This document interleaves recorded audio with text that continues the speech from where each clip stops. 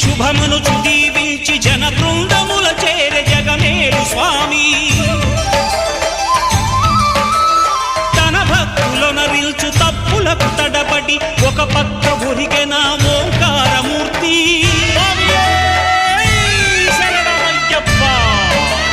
స్వాములందరూ తనకు సాయము కాగా ధీమంతుడై లేచే ఆ కన్య స్వామి వీడి భక్తతతికై పరుగు పరుగున వచ్చే భూమిపైకి నరుడై